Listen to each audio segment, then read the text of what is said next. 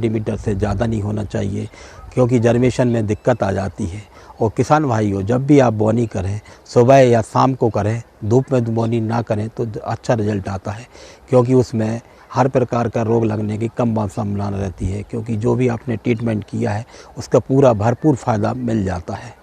किसान भाइयों, अब बोनी के टाइम पर आपको ये भी देखना पड़ता है कि कई जगह हमने देखने को मिलता है कि किसान भाइयों, आपने एक बोनी मशीन को जैसे आपने बांध दी है और वो चलती रहती है, कहीं भी मतलब है, कहीं देखते हैं कि कहीं भी वो पोर में जो है मूंग रह जाता है, कोई गीली रहती है तो उसके खन भर के रह जाते हैं।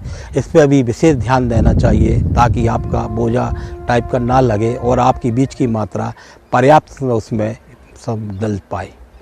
मूंग की फसल में नींदा नियंत्रण सही समय पर नहीं करने पर फसल की उपज में 40 से 60% तक की कमी हो सकती है। नींदा नियंत्रण के लिए पेंडिमिथिलिन दवा की 3.3 लीटर मात्रा को पानी में घोलकर प्रति हेक्टेयर की दर से बीज बुआई के 72 घंटे के अंदर छिड़काव करने पर मूंग की फसल में खरपतवार नहीं उगते हैं। अधिकांश देखा जाता है कि किसान भाइयों कि कचड़े पे ध्यान नहीं देते हैं, जिसके कारण की प्रोग्रेस कम हो पाती है पौधे की।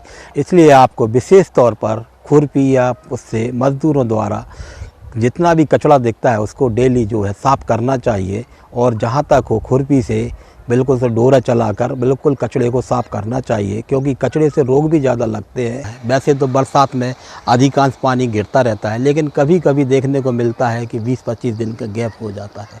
इसमें अपनी क्रॉप डैमेज होने का डर बना रहता है, इसलिए इसमें स्प्रिंकलर से आप सिंचाई थोड़ी हल्की सिंचाई देना चाहिए, ताकि किसी भी प्रकार का ज़मीन में सूखापन ना रहे, थोड़ी नमी उसमें बरकरार रहे, ताकि आपके फूल फल आने में कोई दिक्कत पैदा ना हो। किसान भाइयों, अब लेते हैं एक छोटा सा ब्रेक।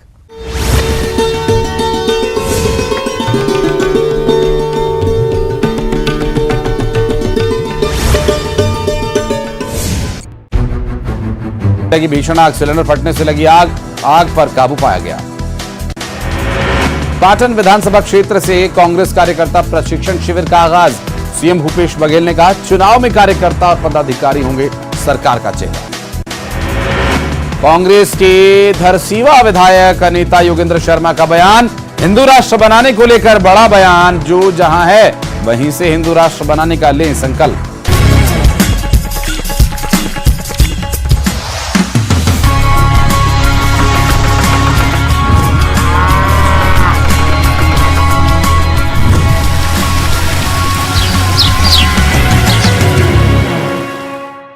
ब्रेक के बाद अब सभी दर्शकों का अन्नदाता का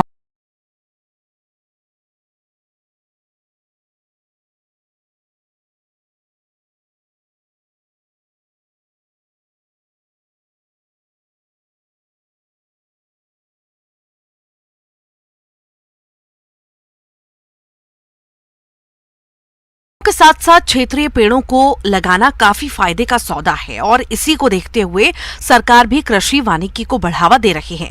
अगर आप भी खाली पड़ी जमीन और खेत की मेड़ों पर वानिकी वृक्षों को लगाना चाहते हैं तो इनकी नर्सरी अभी से तैयार करनी होगी, और इसके लिए आप किन किन बातों पर खास ध्यान दें, आइए जानते हैं कृषि विशेषज्ञ अनिल कुमार से।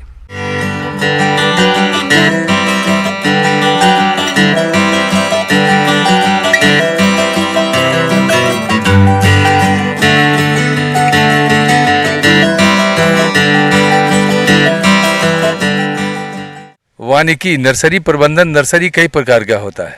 कई फूल का नर्सरी होते हैं, फलदार पौधे के नर्सरी होते हैं। हम आज जो आपको बताने जा रहे हैं वो वनीय पौधे के जहाँ उगाया जाता है वैसे नर्सरी की बात करते हैं। नर्सरी का मतलब कि मीनिंग आप सभी किसान भाई पता है, जहाँ स्वस्थ पौधे और उससे जुड़ा हुआ जो विषय है उसकी थोड़ी जानकारी देना चाहूँगा। जो पौधे हैं जैसे नीम हो गया तो या सखुआ हो गया, इन सब का अंकुरन इसमें तेल होता है, तो जिस बीज में तेल की मात्रा अधिक होती है तो उसका जो है अंकुरन क्षमता कम होती है। जहाँ तक सागवान का सवाल है तो सागवान का जो बीज होता है बेसिकली वो फल है, तो उस फल में आप देखेंगे चाहे गम्हार का तो एक बीज लगे बीज है, लेकिन उसमें 2 से 3 4 बीज तक 4 बीज उसमें हो सकते हैं। नर्सरी या पौधशाला वो स्थान है जहां बीज की बुवाई, पौधों को तैयार करना, तैयार पौधों की देखभाल और उन्हें रोपण के लिए स्थान उपलब्ध कराना होता है।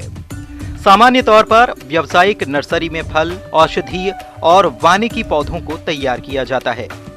नर्सरी या तो आप खुले प्रक्षेत्र या पॉली हाउस अथवा ग्रीन हाउस में तैयार कर सकते हैं। पॉली हाउस अथवा ग्रीन हाउस में पौधे लगाना खुले की अपेक्षा अधिक फायदेमंद होता है। सिंचाई निश्चित तापमान, आर्द्रता एवं नमी मिलने की वजह से साधारण रूप से उगाए गए पौधों की अपेक्षा गुणात्मक एवं परिणात्मक रूप से काफी बेहतर होते हैं। कि नर्सरी में आप जो बेड होता है उसमें एक बेड बनाना होगा। बेड की जो खास करके उसका जो डायमेंशन होता है, विन्यास होता है, वो अपनी सुविधा अनुसार बनाइए। उसका या तो 20 फीट लंबा और 4 फीट चौड़ा, ये आदर्श है। ये आप छोटे से किसान भाई इसको आप मतलब कि अपनाइए। चौड़ाई इसलिए 4 फीट रखा जाता है जिससे कि आप दोनों तरफ और दोनों के बीच में करीब 60 से 70 जो है 2 फीट जगह छोड़ दीजिए, जिससे कि आप वहाँ बैठ करके आप दोनों तरफ जो है खरपतवार समय समय पर निकालने में आपको सुविधा होगी। जहाँ तक मतलब कि नर्सरी प्रबंधन का सवाल है तो इसमें आपको खास करके मिट्टी कैसा है आपके पास, नर्सरी योग्य जो आप कार्यक्रम कर रहे हैं उसमें मिट्टी कैसा है। अगर मिट्टी भारी मिट्टी है तो उसमें आपको एक हिस्सा, एक पार्ट, अगर मतलब कि हम 4 हिस्से में लेते हैं तो 2 हिस्से आपका जो उपलब्ध मिट्टी है और एक हिस्सा उसमें बालू, एक हिस्सा उसमें कंपोस्ट, ऐसा मतलब कि आपको करना है। इसमें मिला अगर मिट्टी हल्की है, दोमट टाइप की है, तो उसमें भी बालू की थोड़ी मात्रा कम कर सकते हैं। उस मिट्टी में जो मिश्रण मिट्टी जहाँ पर आप बीज या जो पौधे उगाना चाहते हैं, बीज की बुआई या डायरेक्ट ट्यूब में लगाना चाहते हैं, तो उसमें वो मिट्टी स्वस्थ रहे, उसमें फफूंद इत्यादि का मतलब कि जो है प्रकोप ना हो, कीट व्याधि नहीं लगे। उसमें कीटनाशी क्लोरपायरीफॉस आपको उसमें पाउडर जो है 1/2 kg मतलब कि आपको उसमें क्लोरपायरीफॉस पाउडर उसमें मतलब कि मिला दीजिए। फफूंद नाशक भी उसमें मतलब कि जो है उसमें 50 ग्राम से लेकर के 75 ग्राम तक आप मिला सकते हैं। नर्सरी वो स्थान है जहां मूल वृंत तैयार करने के लिए बीजू पौधों की बीज की बुवाई की जाती है। इसके लिए विभिन्न प्रकार की क्यारियां, प्रोट्रे, प्लास्टिक क्रेट्स का प्रयोग किया जाता है। पौधशाला हेतु उपलब्ध 4 इंच चौड़ाई और 10 इंच लंबाई की पॉलीथीन थैलियां लेकर 5 से 6 छिद्र कर लें। थैली के आधे भाग में 10 से 12 छिद्र हो जाएंगे। इसके बाद थैलियों को भरने के लिए पौधशाला की क्यारियों में ही छनी हुई गोबर की खाद, चिकनी मिट्टी और बालू रेत को बराबर भाग में मिलाकर मिश्रण बना लें और फिर थैलियां भरना शुरू करें। थैलियां भरकर क्यारियों में सीधे रखें, जिससे छोटे पौधे कलम लगाने और पानी देने में आसानी होगी। साथ ही आप इनमें दूसरे पौधों को भी लगा सकते हैं। ऐसे पौधों का तो आपको इसके लिए थोड़ा मेहनत करना होगा। जहाँ प्राकृतिक रूप से हजारों पेड़, सैकड़ों पेड़ उपलब्ध है, वहाँ जाकर के और जिसका तना बिल्कुल सीधा हो, जिसके मतलब क्राउन जो ऊपर का फैलाव कम हो और तना सीधा हो, ऐसे पौधे का चयन करके और उसमें से बीज संग्रह करें। न कि जहाँ तहाँ मिल जाए पौधा, टेढ़े बीमार पौधे, उससे बीज संग्रह नहीं करें। हमेशा जो बताया कि जिसका तना सीधा, जो आसपास जितने मतलब कि पौधे हैं उसमें से आप चयन करना है कि हाँ ये पौधा बड़ा सुंदर है, इसका तना बड़ा सीधा है, इसमें किसी प्रकार का बीमारी नहीं है, इसका क्राउन जो ऊपर वाला है, जो इसका विन्यास है शाखाओं का, वो छोटा है, बड़ा सिमेट्री है, सुंदर है, तो वैसे पौधे का चयन करके उसका बीज संग्रह करें। आगे और भी है खेती बाड़ी से जुड़ी हुई बहुत सी रोचक जानकारियां। यहां रुकेंगे एक और ब्रेक के लिए।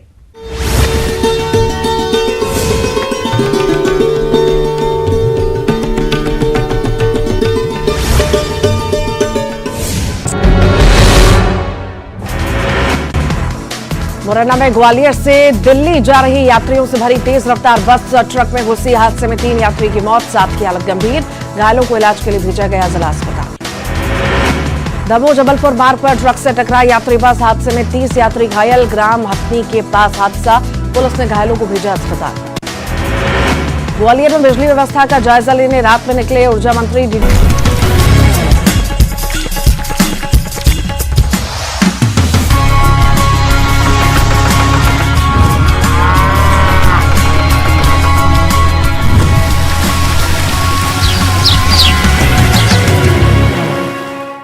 ब्रेक के बाद एक बार फिर से आप सभी दर्शकों का अन्नदाता कार्यक्रम में स्वागत है।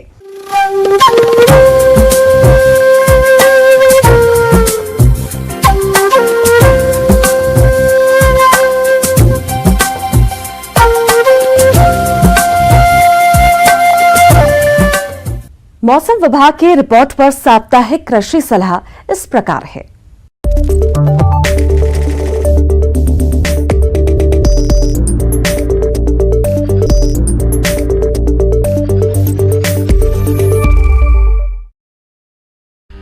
ग्रामीण कृषि मौसम सेवा, भारत मौसम विज्ञान विभाग, राजमाता विजया राजे सिंधिया कृषि विश्वविद्यालय ग्वालियर द्वारा भेजे गए मौसम पूर्वानुमान रिपोर्ट के आधार पर जिला ग्वालियर और इससे लगे जिलों के किसान भाइयों को सलाह दी जाती है कि इन क्षेत्रों में आगामी 4 दिनों के दौरान हल्की से भारी वर्षा होने की संभावना है। इन 4 दिनों के दौरान अधिकतम तापमान 35 से 38 डिग्री सेल्सियस और न्यूनतम तापमान 23 से 24 डिग्री सेल्सियस रहने का अनुमान है।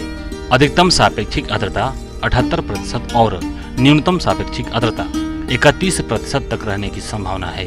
हवा की औसत गति 18 से 40 किलोमीटर प्रति घंटे की रफ्तार से रह सकती है। ऐसे में इन क्षेत्रों के किसान भाइयों को सलाह दी जाती है कि सोयाबीन की बुआई के लिए इस समय खेतों की जुताई कर ठीक से तैयार कर लें व उन्नत किस्मों के बीजों का चयन कर क्रय करें और मौसम पूर्वानुमान में वर्षा होने की संभावना को देखते हुए यदि पर्याप्त मात्रा में वर्षा हो जाती है तो सोयाबीन की बुआई करें। संभावित मौसम पूर्वानुमान को देखते हुए इस समय पकी हुई मूंग फसल की कटाई कर सुखाकर गहाई करें। किसानों को सलाह दी जाती है कि वे अपने खेत में पानी बचाने के लिए तालाब बनवाएं और जल संरक्षण के लिए बांधों की मरम्मत करें। धान की उन्नत तथा शीघ्र पकने वाली प्रजातियों जैसे JR 81, JR 206, MTU 1010, पूर्णिमा, JRH 5, JRH 8, JRH 19, Pusa basmati का चयन करें और मध्यम अवधि में तैयार होने वाली किस्मों में पूसा बासमती 1, IR 64, IR 35, पूसा सुगंधा आदि के बीज की अग्रिम व्यवस्था कर लें। जितने एरिया में धान का रोपण करना हो उसके 20वां भाग पर नर्सरी लगाएं। सिंचित दशा में अरहर की बुआई जून के प्रथम सप्ताह में, अन्यथा सिंचाई के अभाव में वर्षा शुरू होने पर ही करें। अरहर की अधिक पैदावार देने वाली किस्में जैसे राजीव लोचन, ICPH 87, आशा, TJT 501, राजेश्वरी का उपयोग करें। सोयाबीन की बीमारी से प्रतिरोधक क्षमता वाली किस्मों को लगाएं। इसमें JS 20-29, JS 20-34, JS 20-69, JS 20-94, JS 20-98, JS 20-116 का चयन करें। उपलब्ध सोयाबीन बीज का अंकुरण परीक्षण अवश्य कर लें। पीला मोज़ेक बीमारी की रोकथाम के लिए अनुशंसित कीटनाशक थायोमेथाक्साम 30 FS 10 मिलीलीटर प्रति किलोग्राम बीज की दर से या इमिडाक्लोप्रिड 48 FS 1.2 मिलीलीटर प्रति किलोग्राम बीज की दर से बीज उपचार करके बुआई करें। नवरोपित छोटे पौधे जैसे आम, अमरूद, नींबू आदि की नियमित आवश्यकता अनुसार पानी देकर थालों में नमी बनाए रखें और लू से बचाव के लिए टटिया लगाएं। पशु बाड़े में हमेशा साफ एवं ठंडा पानी उपलब्ध कराएं। यदि बाड़े के बाहर पानी का बर्तन रखते हो तो छायादार जगह पर रखें। पशुशाला एवं मुर्गी घर में हवा के आगमन के लिए सही व्यवस्था रखें। गेहूं, चना एवं तिवड़ा के भूसा को पानी से बचाएं और पशुओं को खिलाने के लिए सुरक्षित स्थान में भंडारण करें। तापमान में बढ़ोतरी के साथ साथ मच्छरों एवं मक्खियों का प्रकोप बढ़ रहा है, अतः इनसे बचाव के लिए पशु बाड़े में सही व्यवस्था करें।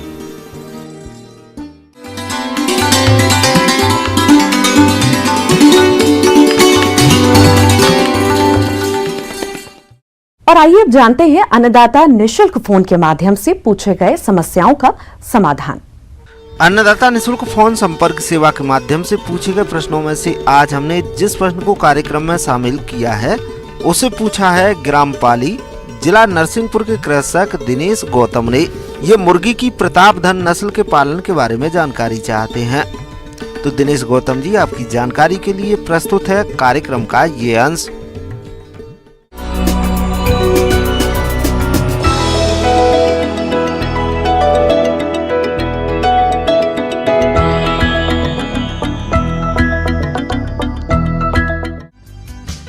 किसान भाइयों, हमारे देश की अर्थव्यवस्था में कृषि के साथ साथ पशुपालन और मुर्गी पालन का एक बहुत ही महत्वपूर्ण योगदान है।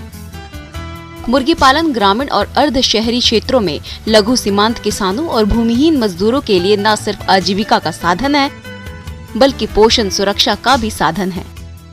और यदि बात अपने राज्य की करें, तो मुर्गी पालन के क्षेत्र में काफी पिछड़ा हुआ है।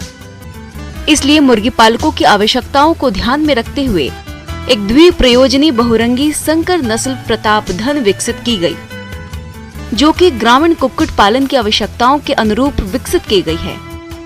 किसान भाइयों, प्रतापधन नस्ल में देसी नस्ल जैसे शारीरिक गुण होने के साथ साथ अधिक उत्पादन क्षमता के कारण यह नस्ल मुर्गी पालकों की पहली पसंद बन गई है, जिसके कारण प्रतापधन चूजों की काफी मांग है। किसान भाइयों, जहां तक इस नस्ल की मुर्गी की विशेषताओं की बात है, तो यह मुर्गी ग्रामीण क्षेत्रों में घर के आंगन में आसानी से पाली जा सकती है। इसके बहुरंगी होने के कारण ग्रामीण मुर्गी पालकों को ये बहुत पसंद है। साथ ही लंबी टांगे और पंख मजबूत होने के कारण ये शत्रुओं से बचाव करने में सहायक है। प्रतापधन मुर्गी के अंडों का रंग देसी अंडों से हल्का भूरा होता है और यह मुर्गी देसी मुर्गी की तुलना में 4 गुना अधिक अंडा उत्पादन करती है। इसके अलावा इस नस्ल की मुर्गियों में अंडा सहने की क्षमता भी ज्यादा है। प्रतापधन नस्ल की वृद्धि दर देसी मुर्गी की तुलना में अधिक होती है। किसान भाइयों, अब बात करते हैं प्रतापधन मुर्गी के पालन के लिए आवास प्रबंधन की। तो आप जानते हैं कि उचित आवास व्यवस्था नहीं होने से मुर्गियों की उत्पादन क्षमता पर विपरीत प्रभाव पड़ता है और उनमें मृत्यु दर भी बढ़ जाती है। इसलिए इस तरह की समस्याओं से बचने के लिए आप मुर्गियों का दड़बा बनाते समय यह ध्यान रखें कि एक मुर्गी को 1.5 से 2 वर्ग फीट जगह की आवश्यकता होती है। दड़बा जमीन से थोड़ा ऊपर छायादार स्थान पर हो और उसमें वायु संचार की अधिक व्यवस्था हो। दड़बे की लंबाई पूर्व से पश्चिम में होनी चाहिए ताकि मुर्गियों को सीधी धूप और प्रकाश से बचाया जा सके। इस आवास में गेहूं या चावल की सूखी बिछावन हमेशा बिछी हुई होनी चाहिए। किसान भाइयों, अब बात करते हैं आहार प्रबंधन की। वैसे तो मुर्गियां ग्रामीण परिवेश में अपने आप इधर उधर जाकर किचन के अपशिष्ट और छोटे छोटे कीड़े मकोड़े खाकर अपना पालन पोषण कर लेती है। फिर भी कुछ मात्रा में दाना देना उपयोगी रहता है। मुर्गियों को आहार में मक्का, गेहूं, ज्वार, जौ, कटे हुए चावल खिला सकते हैं। मुर्गियों का ज्यादा वजन होने से अंडा उत्पादन कम होता है। इसके लिए मुर्गी का वजन 2.2 से 2.5 किलोग्राम 6 से 6.5 माह तक होना चाहिए। अंडे देने वाली मुर्गियों को हमेशा कैल्शियम की आवश्यकता पड़ती है, जो कि अंडे के कवच निर्माण में सहायक होते हैं। इसके लिए 3 से 4 ग्राम प्रति मुर्गी प्रतिदिन के हिसाब से मार्बल के टुकड़े देने से कवच कठोर बनता है। किसान भाइयों, मुर्गियों का स्वस्थ स्वास्थ्य ही इस व्यवसाय की सफलता का आधार है। इसलिए आप अपनी मुर्गियों को विभिन्न तरह की बीमारियों से बचाने के उपाय अपनाएं और उनका समय समय पर टीकाकरण करवाते रहें, जिससे कि मुर्गियों में किसी प्रकार की बीमारी नहीं आए और अच्छा उत्पादन मिल सके। इस तरह किसान भाइयों, प्रतापधन मुर्गियों का पालन करने से जहां एक तरफ आप इस व्यवसाय से अच्छा मुनाफा कमा सकते हैं, वहीं दूसरी ओर इस व्यवसाय से ग्रामीण क्षेत्र में रोजगार के अवसर बढ़ेंगे और कुपोषण की समस्या से भी छुटकारा मिलेगा।